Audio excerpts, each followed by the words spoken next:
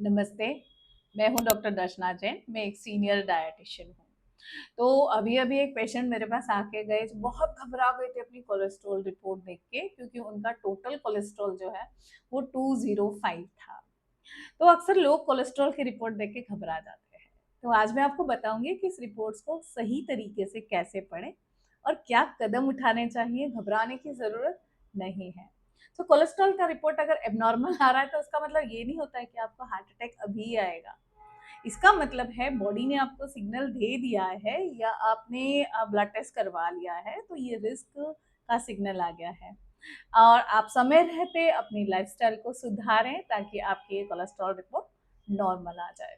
सबसे पहले क्या-क्या देखना है रिपोर्ट्स में, वो देख लेते हैं। सबसे पहले होता है टोटल कोलेस्ट्रॉल, जो 200 से नीचे आना चाहिए तो नॉर्मल होता है। लेकिन अगर ज़्यादा आ गया है तो यहाँ घबराने की ज़रूरत नहीं है। आप थोड़ा-सा नीचे जाएँगे तो वहाँ पे आप देखेंगे एलडीएल, एचडीएल का रेशियो। ये बहुत ज़्यादा इम्पोर्टेंट है। ये रेशियो अगर 3 से कम आ रहा है, तो बिल्कुल भी घबराने की ज़रूरत नहीं है। लेकिन अगर ये रेशियो कुछ अलग लेवल पे आ रहा है, तो यहाँ पे ये आपके लिए रिस्क सिग्नल है। एक देखेंगे हम उसके नीचे, टोटल कोलेस्ट्रॉल के नीचे आता है एलडीएल कोलेस्ट्रॉल, वीएलडीएल कोलेस्ट्रॉल। सो ये सब क्या है, इनको आप समझिए ये बैड कोलेस्ट्रॉल है।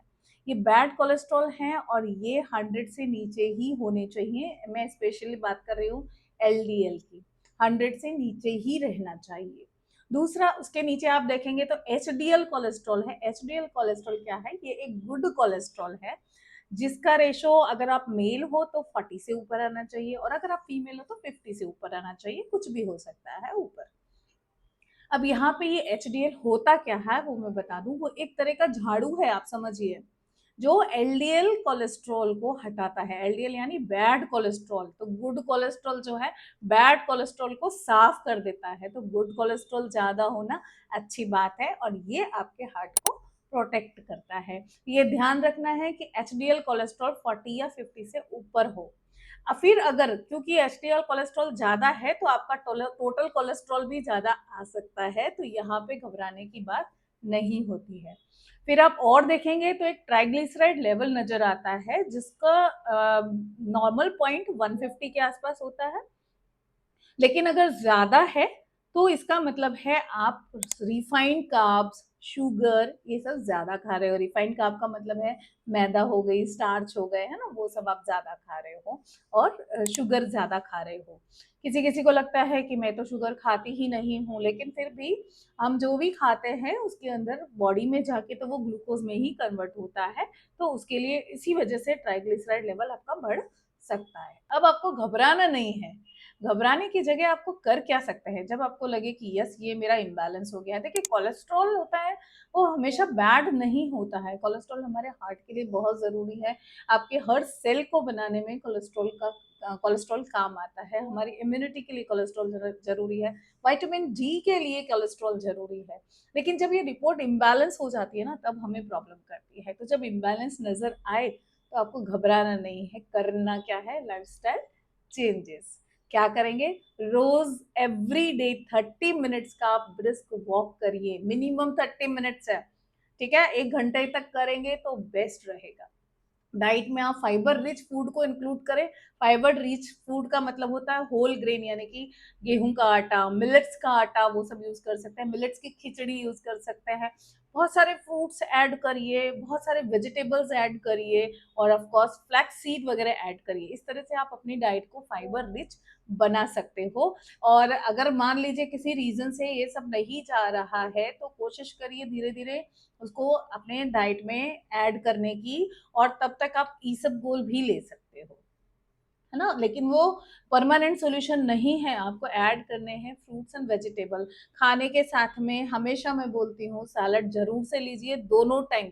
इतना प्लेट भर के सैलड पहले फिनिश करिए, फिर लंच करिए। डिनर में भी वैसा ही होना चाहिए, लेकिन अगर मान लीजिए डिनर में आपको गैस करता है, तो आप सौते करके वेजिटेबल ले लीजिए। पर वेजिटेबल को अच्छे से पूरे दिन में 400 से 500 ग्राम सब्जियाँ आपके पेट में जानी चाहिए, तो आपका फूड जो है हाई फाइबर फूड कहलाएगा। है ना? अब गुड फैट भी लेनी है ताकि आपका एचडीएल एक लिमिट में आ जाए, यानी 40 से ऊपर हो जाए। तो गुड फैट किस किस में होती है? हमारे इंडिया में ये बहुत मिथ है कि घी में गुड फैट होती है। ऑफ कोर्स घी में गुड फैट होती है, लेकिन घी में बैड फैट भी साथ में होती है ना। सो घी कितना लेना है? 2 चम्मच घी ले सकते हैं, लेकिन ध्यान रखना है कि वो घी भी प्योर काउ मिल्क से बना हुआ होना चाहिए। ये ना हो कि फिर एडल्ट्रेटेड घी आपने ले लिया या भैंस वाला घी ले लिया, है ना। प्योर काउ का घी होता है, उसी में ही गुड फैट होती है। फिर हम ले सकते हैं आलमंड्स, वॉलनट, फिर हम सीड्स ले सकते हैं। और हमारे हर ऑयल के अंदर गुड फैट भी होता है, लेकिन जब ऑयल को ओवर हीट किया जाता है या प्री हीट किया जाता है, तो उसका गुड फैट ट्रांस फैट में कन्वर्ट हो जाता है। तो ये ध्यान रखें, जैसे आप जहाँ पे भी रहते हैं वहां का ही ऑयल यूज करें। लेकिन ऑयल कितना करना है? जैसे घी पूरे दिन में 2 स्पून कर सकते हैं, उसी तरह से कोई भी तेल आप यूज कर सकते हो पूरा दिन में 2 2 चम्मच। जरूरी नहीं है ऑलिव ऑयल में ही गुड फैट हो। गुड फैट आपको कोकोनट ऑयल में भी होगा, पीनट ऑयल में भी होता है, तिल तेल में भी होता है, सरसों में भी होता है, सब में गुड फैट है। लेकिन साथ साथ में बैड फैट भी है। ऑफ कोर्स कोलेस्ट्रॉल नहीं है, क्योंकि प्लांट बेस्ड चीजों में कोलेस्ट्रॉल नहीं होता है, पर फैट तो है ना। तो ये आपके कोलेस्ट्रॉल को बढ़ाने में हेल्प करता है। तो इनकी एक लिमिट होनी जरूरी है। तो पूरा दिन में 4 टीस्पून आप 4 to 5 टीस्पून आप कोई भी फैट ले सकते हैं। तो अवॉइड क्या क्या करना है? तली हुई चीजें, बाहर की तो तली हुई चीजें अवॉइड ही करनी है, लेकिन घर की भी तली हुई चीजें अवॉइड करनी है, बिकॉज आपका कोलेस्ट्रॉल लेवल सही नहीं आ रहा है, आपकी रिपोर्ट सही नहीं आ रही है, तो आपको तली हुई चीजें बंद कर दीजिए। बेकरी आइटम्स के अंदर बहुत ज्यादा ऑयल होता है और उसके अंदर शुगर भी होता है। सो और उसके अंदर जो है मैदा भी रहता है। तो ये सारी चीजें आपकी रिपोर्ट को खराब करने के लिए इनफ है। तो उसको बंद करिए, शुगरी फूड को बंद करिए। बहुत ध्यान रखिए कि बहुत सारे फूड हैं, पैकेट फूड्स हैं, जिनके अंदर नो शुगर तो लिखा हुआ होगा, लेकिन माल्टोडेक्सट्रीन, कॉर्न सिरप, ऐसे शुगर के दूसरे दूसरे नामों से शुगर वो लोग डालते हैं। हमेशा याद रखिए, इस तरह के शुगरी फूड नहीं यूज करने हैं। देखिए रस्क होती है, ब्रेड होती है, उनके अंदर भी शुगर पाया जाता है। हाई फ्रक्टोज कॉर्न सिरप, उसके अंदर भी शुगर पाया जाता है। तो ये सारी चीजें ध्यान रखिए। हो सके तो बाहर का खाना ना ले, घर में हम क्या बना रहे हैं हमें पता होता है। तो जब तक आपके रिपोर्ट सही नहीं आ रहा है, एटलीस्ट तब तक आप घर का ले। अल्कोहल को अवॉइड करना पड़ेगा, क्योंकि अल्कोहल में हाई शुगर कंटेंट होता है। सो अल्कोहल को बंद करना पड़ेगा। और क्या कर सकते हो?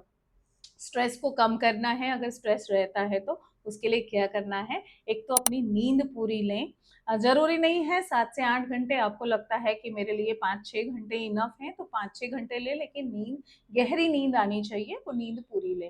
वो नींद को मान लीजिए आपको नींद नहीं आती, आपका स्ट्रेस लेवल ज्यादा है, तो आप क्या कर सकते हो? आप सोते टाइम मेडिटेशन कर सकते हो।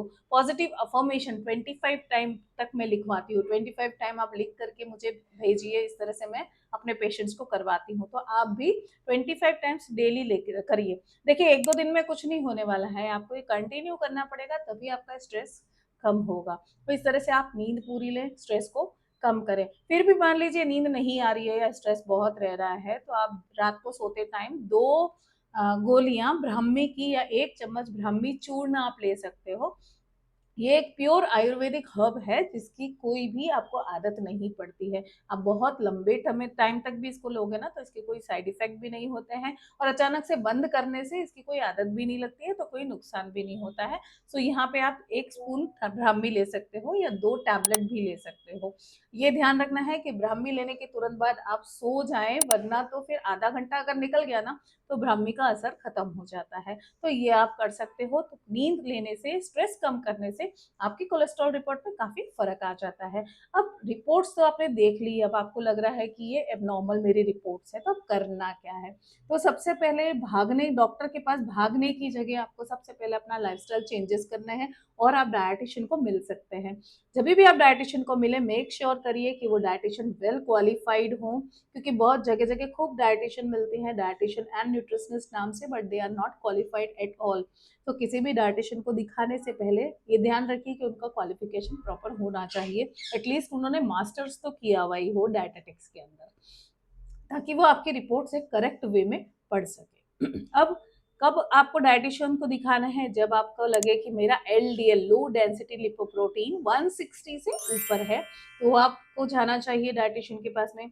अगर ट्राइग्लिसराइड लेवल 200 के आसपास है, 300 तक है, तो आपको डायटिशियन के पास जाना चाहिए। लेकिन अगर ये सब लेवल 500 के आसपास हो रहे हैं, एलडीएल कोलेस्ट्रॉल 200 के आसपास हो रहा है, तो आपको डायटिशियन के साथ साथ डॉक्टर के पास भी जाना चाहिए। और बिवेयर, अगर आपको फैमिली हिस्ट्री है ना हार्ट डिजीज की, तो ऑफ कोर्स आपको डाइट और लाइफस्टाइल तो चेंज करना ही पड़ेगा, लेकिन उसके साथ साथ आपको डॉक्टर को भी दिखाना पड़ेगा। तो भूलिएगा नहीं कब करना है। घबराने की जगह डाइट और लाइफस्टाइल चेंज करनी है। कोलेस्ट्रॉल की रिपोर्ट देख के कभी भी घबराना नहीं है। मैंने इतना कुछ बताया है ना, सही तरीके से उसको पढ़िएगा, लाइफस्टाइल बदलिएगा। और मैं डॉक्टर दर्शना जैन, सीनियर डाइटिशियन, आपकी हेल्थ जर्नी में हमेशा आपके साथ हूँ। तो ये वीडियो अगर हेल्पफुल लगे तो लाइक, शेयर और सब्सक्राइब करना ना भूले। मिलते हैं फिर इसी टाइप की और आगे जानकारी के साथ। तब तक स्टे ट्यून।